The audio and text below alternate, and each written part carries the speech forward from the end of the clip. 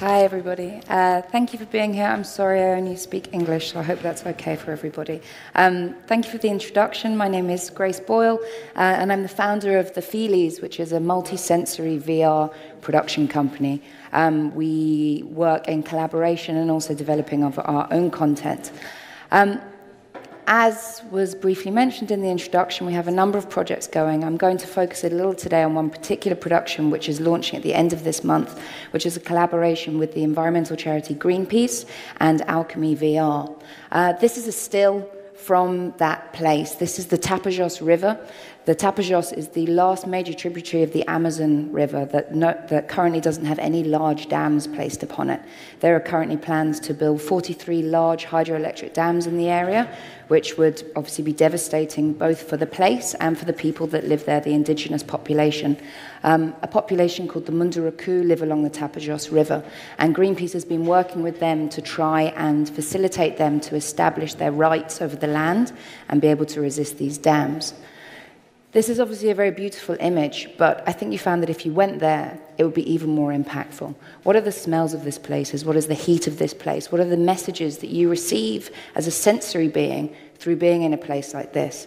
And that's what we try and do with the Feelies. We try and bring as much of the experience of a real place to audiences that are in a different place. And in doing so, we hope to build social cohesion between people who may live in places that look very different from one another. But actually, of course, there are so many connections that we have as humans all over the world. So I'd just like to start with this quote, Maya Angelou, one of the greatest poets of our time. And she said, "I've learned that people will forget what you said, people will forget what you did, but people will never forget how you made them feel." It's something that I've found to be very true in my own life, and it's something that we use as an inspiration with the Feelies. And how can you cause people to feel things? The name The Feelies actually comes from the Aldous Huxley novel Brave New World. I don't say that so often because it's a slightly dystopian version that he uses in his novel. But I think when combined with virtual reality, this is something that we can actually really start doing, and we can transport people to places in a sensory way that's not just audiovisual. So I realize this quote is probably going to elicit a groan from everybody because it's so well known now. But VR has been called, obviously, the empathy machine. That's a quote from Chris Milk, who, with Gabor Aurora, made the film that this clip is from, which is called Clouds Over Sidra. It was the first VR film made with the United Nations, and it sought to evoke empathy between urban populations and populations that were transients, that were refugee populations. Clouds Over Sidra goes inside a Syrian refugee camp in Jordan called Zatari. It has a population of 84,000 people. It's almost a permanent settlement now. And what the film sought to do is take you through the eyes of this little girl called Sidra, who's a resident of the camp, and seek to make people understand what her experience was and evoke empathy for that. But if we start to look at empathy and how we feel empathy, where does that actually come from, and how do we feel it, and how do we seek to tell stories that evoke empathy even more in the audiences? We're all sensory beings, right? We're constantly making up our perception out of inputs that we receive through all of our senses. And so I started to look into this a little bit more. We base a lot of what we do in cross-modal science. Your modalities are your senses. Cross-modal science is therefore how your senses combine to form your perception. So it's not just a matter of kind of adding in a bit of wind or adding in a bit of a smell, but it's how these things combine to form your overall perception. An example that I use quite often is the way that we as society and storytellers have figured out how to use music as an emotional language. If you watch a film, an audiovisual film, without its soundtrack, it has a small percentage of the emotional content. Similarly, if that soundtrack is mismatched, then the overall message ends up being kind of confusing. You don't absorb the audience in the same way. You can imagine the Titanic going down with the Psycho soundtrack. It's not really going to work out for you, and you're going to be kind of irritated and pulled out of the story. So when you think about our senses, commonly we think of 5, sight, sound, touch, taste, smell. The latest cross-modal thinking is that we actually have around 33 senses. This includes figuring out whether you're upside down or not and things like this, so we don't necessarily stimulate all of those. But there's certainly a huge field of perception that as storytellers we can bring in. And if we're just telling our stories in audiovisual, even if it is an immersive virtual reality visual, there's still huge channels of perception that we're missing out on in our ability to relate stories to people. Particularly empathetic senses, touch, for example. There are, you've probably all heard of oxytocin, the cuddle hormone, the love hormone. Interpersonal touch causes the release of oxytocin. It causes people to feel these feelings. Similarly, smell, it's one of our oldest senses, our most primitive senses. It's long been associated with issues of trust and reward, going back to caveman times. If you actually look at the way the brain is formulated, you have similar neuroanatomical regions serving smell as serve value judgments, memory, learning, and of course, empathy. Smell is very good for being able to evoke a sense of home. I think we all know that. If you see a picture of your baby blanket, you touch your baby blanket, it's going to do something for you, but if you smell your baby blanket and that smells the same, it takes you back to these memories and this sense of home in a way that the other senses simply don't. You've actually got a kind of shortcut, as it were, between your olfactory bulb and these centers of memory and learning in the brain. The other senses, vision, touch, sound, they get filtered out in a way that smell doesn't. So this is something we can bring into our storytelling as well. Speaking of Chris Milk, Clouds Over Sidra, I'll just go back to kind of how the Feelies began. I've also in the past worked to curate a festival called Shuffle in a disused cemetery in East London. And one year I thought, wouldn't it be cool to make the Feelies, you know? Aldous Huxley's The Feelies. And around the same time I discovered VR, which for me personally had never had that much of a draw. I kind of associate it with gaming, which I hadn't felt much correlation with. And so I was quite surprised to discover it. And for me, it really opened up this new way of being able to storytell. So then I needed some VR and I needed some sensory input. So I actually wrote to Chris Milk and I told him our idea. And he wrote back and he said, yeah, you're welcome to use our material and we'd like to support you. So Verse, as it was then called, actually supported us in this festival. They gave us 8 headsets and we created an immersive theatrical experience involving these 2 films of theirs, Clouds Over Sidra and Walking New York. The theme of the festival at the time was movement, migration, and place. And so we sought to really involve people in these stories of immigration and see 2 very different sides of immigration. The artist JR from Walking New York is, of course, an immigrant to New York himself, and he's had a very different story so far as the little girl Sidra that we saw. So this is a kind of crappy image. This is prototyping, I guess, and this is how things begin. We took these films, and then I thought, how are we going to do these sensory parts? So I reached out to the cross-modal research laboratory at the University of Oxford. And similarly, I wasn't previously in contact with them, and they wrote back and they said, we love this idea, we'd love to work with you.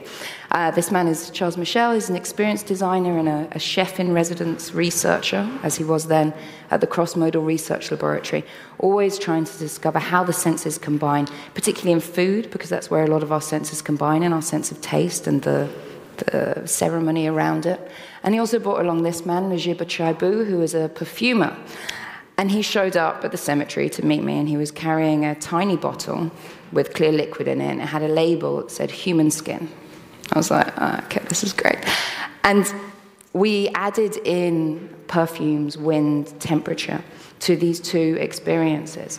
And it was a little difficult at first because people weren't really aware of what we were making. It was a new concept. So we got a couple of journalists in, we published this photograph, and then suddenly everything had sold out and people were queuing up. And even though they were VRs that people had quite often seen before, people were still coming and wanting to experience in this new way. And we took 600 people through in 8 days, so it was a kind of a public cinema.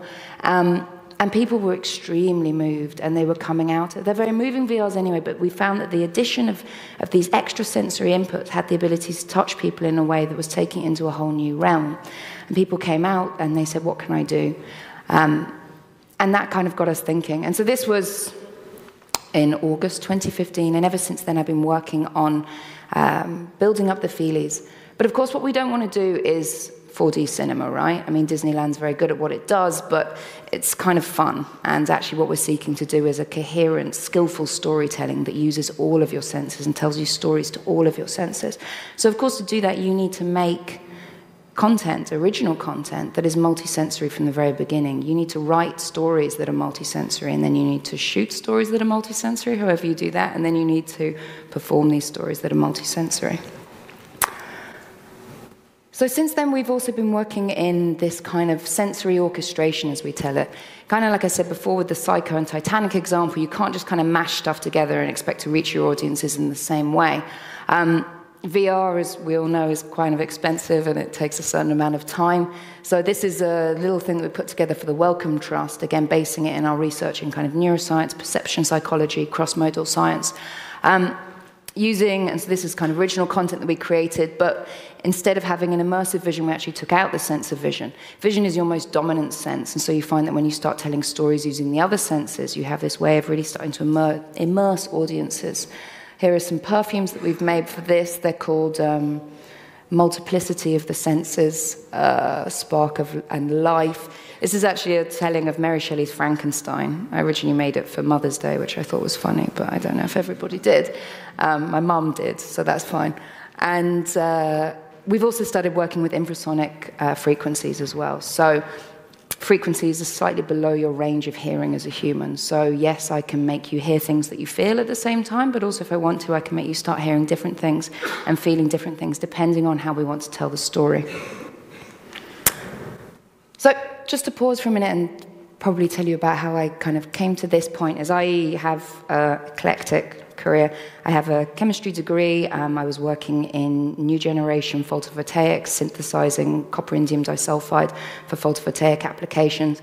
But I didn't really want to be in the lab. I was much more interested in kind of social causes and how these kind of renewable energy technologies and things like that and issues to climate change are actually going to be solved and explored in the social context, and how all the urban populations can stop fucking up the world, and of which I'm extremely guilty.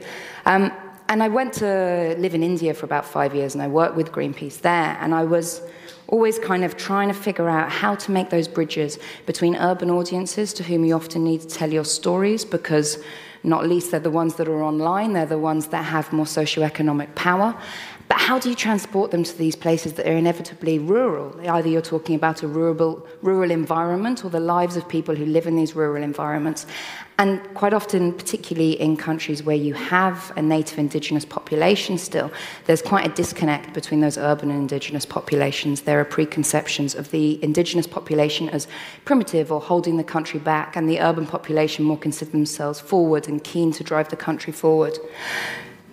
We were campaigning on trying to stop a coal mine being built in a forest area in northern India on the borders of Uttar Madhya Pradesh. And we were having a really tough time communicating about this forest visually because it didn't look like the Amazon. We looked for tigers, there were no tigers. The trees were kind of spaced out. They lost their leaves every year. You look at a photo, it doesn't look that impressive. But in terms of biodiversity, it was an extraordinary place. And I grew up in London. I'm kind of stupid when it comes to nature, right? Had a very urban education sensorially. But I remember going to this forest for the first time, and I suddenly was overcome by this feeling that I was in a living thing, which of course I was. I felt that I was in this living, complete, coherent biosystem. And the reason that I felt that was because it stimulated all of my senses. There was this kind of richness in the smell that was coming out of the earth, the wind, the way it was gentle on my skin, the sunlight moving through the trees. And then we went to a coal mine that had already been built nearby. And although there was wind and there was sun and there was smell of dust, whatever that I had felt in the forest was no longer there. This place was dead, and I felt that sensorially. And so it seemed to me suddenly that, having then gone back and done the Feelies, this was a really potentially rich way to try and build those bridges between urban and rural audiences.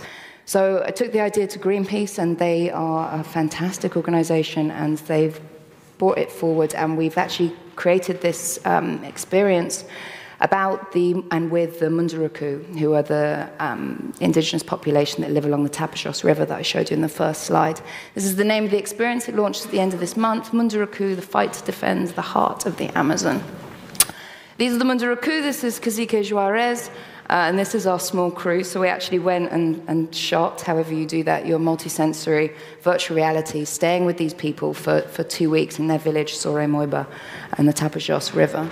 And they were wonderful. And what was amazing about it is not just the closeness that you get with them with this experience, but also the way they kind of co-directed with us. And that includes their kind of participation in the scenes, but also when we explained to them what we were doing in terms of sensory mapping, they utterly got it because, of course, this is the sensory environment they live in. So they were bringing us smells as we walk through the forest. They're like, here, smell this, or here, taste this. You know, you walk by a tree and it looks the same to me, but they suddenly cut the bark and this white sap starts coming out, and they're like, oh, taste that. In terms of sensory mapping, I mentioned that I had a chemistry degree. Our perfumer also had a chemistry degree. It's very interesting. We had similar educations, and we approached this sensory mapping in a very different way. Mine was, yes, noting down perception, but also taking a lot of measurements. We measured humidity, temperature. This is my horrible job. We're kind of mapping how, when the sun either goes up or goes down, how light intensity changes in correlation with humidity and so on. 5 minutes, okay. We're also taking kind of audio recordings, turning into vibration recordings that form part of the ultimate experience. In terms of sense, there are ways that you can do this chemically, but it's hell of expensive. It's not really the kind of budget that you can do if you're also paying for a VR and it's working for a charity. And you kill the subjective part of the storytelling, you know? Like when you watch a film, the evidence of the director is very much there, and it's them that's telling you the story. And so I don't want to erase that by doing everything just in automated machine ways. So we actually took Najib to the Amazon as well. So this is probably the first perfumer on a VR set. And here are some of the Munduruku coming to us, as I was saying, bringing us things, inviting us to make these smells.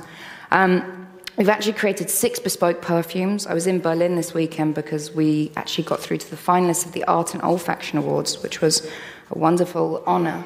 And one of them is our scent of the Amazon jungle. So if you want to, I don't know, it's obviously supposed to be smelled in the same experience, but I could kind of pass that around and could give you an idea. When we first went to Sorimoiba, we took a series of scents with us to try and, you know, kind of connect with the Munduruku and explain what we were doing. Pass those around if you like. Pass those around. And we took a jungle scent, right? So Najib, he's a classically trained perfumer. He trained in Paris. He's like, jungle, green, grass. Okay, so he made some green notes, put it in a bottle. We took it along with us, along with a few others. And we get to Sorimoiba, and he's like, leave the jungle in the bag. Because the second that he actually arrived in this environment, he was so embarrassed by the simplicity of what his imagination had told him that a jungle would smell like. And actually what you have is you have an extremely rich biosphere. Yes, you have kind of green and grassy notes, but you also have a lot of death in there, you know. This is the entire circle of life that you have in a place. And so, of course, if we're just seeing this visually or we're just listening to it, we're cutting out so much of this rich messaging that you get through things like the smell of the place. I'm going to speed up. So what we hope to do, in summary, is to build bridges through sensory immersion between people in different places, and in doing so, try and do something to help protect these beautiful natural places and some of the last living rainforests that not only, of course, form the home of these people, but they also protect us all of the time because they regulate our world. We've just been selected for the Alternate Realities exhibition at Sheffield Documentary Festival, so if you're going to be at that, do come and see us and try it out. It will also be launching in Sao Paulo in Brazil at the end of the month, so seeking to form those connections initially between urban and rural populations in Brazil, and then we hope that these are going to travel.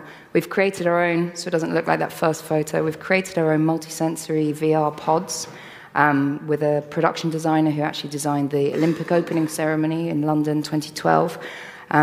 And the idea is that they're mobile, so they pack up, they go in place, they pack down, they go in the back of a van, and then we can go somewhere else and go somewhere else and go somewhere else. And we hope to spread this message to as many people as possible and continue working further on stories that are multisensory in nature and speak to all of your senses. It's a holding page at the moment. We're still getting set up, but this is our website, or you can follow us on Instagram, or do come up and say hi afterwards. All right, thank you for listening. Thank you. Thank you, Grace Boyle. We have time for one question. If someone has an urgent question which might interest everyone, feel free to ask now. I see the first, I think he was, sorry.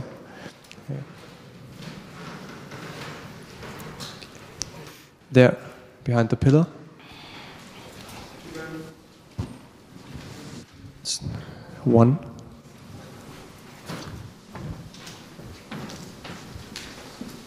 Thank you very much for this interesting presentation. I'm wondering, how is a multisensory VR experience scalable in such a way that many people can experience it without a huge team of people. Yeah, certainly. I mean, it is a challenge. It's a challenge for virtual reality alone at the moment. That's increasingly getting reach. At the moment, we're very much working with it in the setting of a kind of immersive theatre as well. So this Munduruku experience is 14 minutes, but actually as a visitor, you have a 1-hour experience. We work with experienced designers as well. As I said, always thinking about cross-modal perception. So what is your experience from the first moment that you walk into a place? How are you made to feel comfortable? How are you made to feel comfortable enough that you can open yourself up to this experience? And so we actually have kind of actors and people who are trained who run the experience on a wider level, on a room level as well. Quite often it's coming with exhibitions and things like that, and the VR is at the centre. Moving forward, I think it's only a limitation of technology. Smells the most difficult one. This other project that we're working with has a kind of fully automated, integrated experience using scent as well. Lingering is always a problem, you know, there's all of this. But I think it's just something that is coming. We're a little early, but there's a certain amount that we can do, and there'll be more all the time.